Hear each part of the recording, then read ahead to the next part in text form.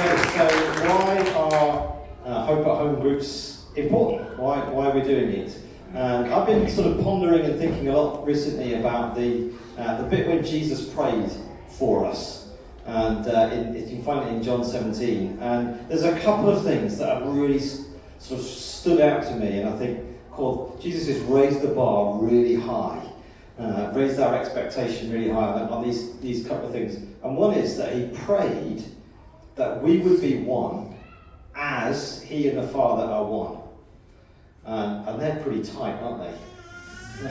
The Trinity, the Father, Son and Holy Spirit. Jenny's been doing training this week and been looking at the Trinity.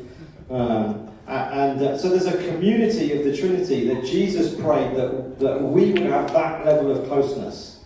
And it's my conviction that although this is amazing to gather on a Sunday morning like this, and I love gathering like this, we can't get to know each other very well in this setting. We can do surface conversations. We can do how are you? I'm fine, thanks. How was your week? Fine. Might even go as far as what did you have for breakfast? But actually how you're really doing is much harder to do on a Sunday morning. So in order for us to be what Jesus prayed us to be, we've got to find other contexts to interact with each other and actually know each other. Do you know what I mean? So I want to be in a church where people know me. I want to be in a church where I know people in the church. So that'd be one thing. The other thing that Jesus prayed, which I think raised the bar really high, and raised my expectation of what we should be looking for in terms of church life, is that he said, as you sent me, I'm sending them.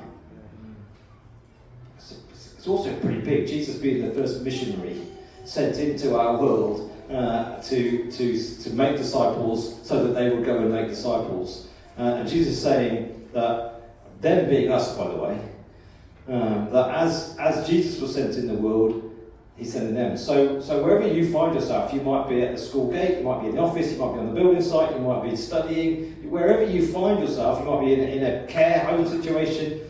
Whatever it is that you're doing, Jesus sent you there. Do you know what I mean?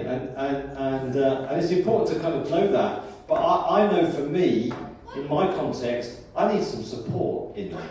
I need other people to get behind me and know where I'm sent and what I'm doing and what my mission is. And I'm guessing it's the same for you. When, we're called to go, we're sent to where we are, and our job is to go and make disciples who go and make disciples. That's kind of the Great Commission. That's the kind of the big headline of what we're called to do. Who finds that easy? Anybody? No, not easy. So we need support, and what we need that strengthening of each other. So we gather like this, and we'll continue to gather like this. But we're saying, actually, do you know what? Our community life and our knowing each other and supporting each other in the mission that God's called us to is really key. And the only way we're going to do that is really getting to know each other and breaking down into small groups. So that's why we're doing what we do.